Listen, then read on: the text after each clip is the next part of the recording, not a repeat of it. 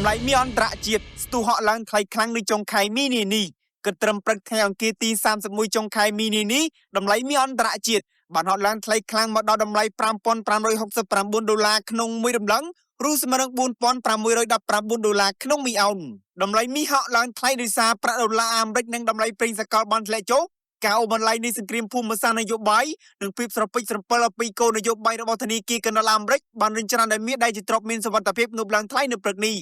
សូមបញ្ជាក់ថានៅក្នុងទីផ្សារសកលតម្លៃប្រេងឆៅបានធ្លាក់ចុះ 1% ដែលធ្វើឲ្យតម្លៃប្រេងធ្លាក់ចុះមកចូលនៅ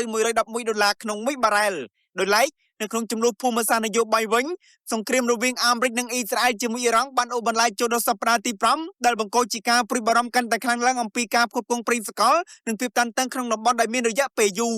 បន្ថែមពីនេះមេដឹកនាំអាមេរិកលោកដូណាល់ត្រាំបាននិយាយថានឹងបំផ្លាញរោងចក្រផលិតអគ្គិសនីអណ្ដូងប្រេងនិងកោះខាងរបស់អ៊ីរ៉ង់ទាំងស្រុងប្រសិនបើកិច្ចចរចាសន្តិភាពបានសម្រេចនិងច្រកសមុទ្រហូមូសមិនត្រូវបានបើកជាផ្លូវការឡើងវិញចំណែកនៅក្នុងគោលនយោបាយរបស់ធនាគារកណ្ដាលអាមេរិកការដំឡើងនឹងការទម្លាក់អត្រាការប្រាក់មិនទាន់អាចកំណត់បាននៅឡើយសម្រាប់ឆ្នាំនេះបន្ទាប់ពីប្រធានធនាគារកណ្ដាលអាមេរិកលោកជូរ៉ូម ផូវែលបាននិយាយថាទិន្នន័យសេដ្ឋកិច្ចគឺជាកត្តាចម្បងរបស់ធនាគារកណ្ដាលអាមេរិកទាក់ទងនឹងគោលនយោបាយអត្រាការប្រាក់ឥឡូវនេះអ្នកវិនិយោគកំពុងរងចាំមើលរបាយការណ៍សេដ្ឋកិច្ចសំខាន់ៗរបស់អាមេរិកដែលនឹងចេញផ្សាយនៅយប់នេះដើម្បីរំពីសុខភាពសេដ្ឋកិច្ចអាមេរិកនិងគោលនយោបាយរបស់ធនាគារកណ្ដាលអាមេរិកបន្តទៀតចុះឈ្មោះបើកគណនីទិញលក់ហាងឆេងមាសឥឡូវនេះដើម្បីចូលរួមក្នុងក្រុម VIP Signal ក្នុងការទទួលបានតម្លៃទិញលក់ហាងឆេងមាសប្រចាំថ្ងៃនិងការប្រឹក្សាផ្ទាល់ពីហាងឆេងមាសជាមួយគ្រូជំនាញដែលមានបទពិសោធន៍15ឆ្នាំតាមរយៈ Telegram ឬលេខទូរស័ព្ទ070 80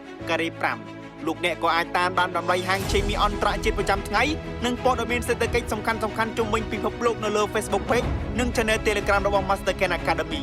សូមអរគុណ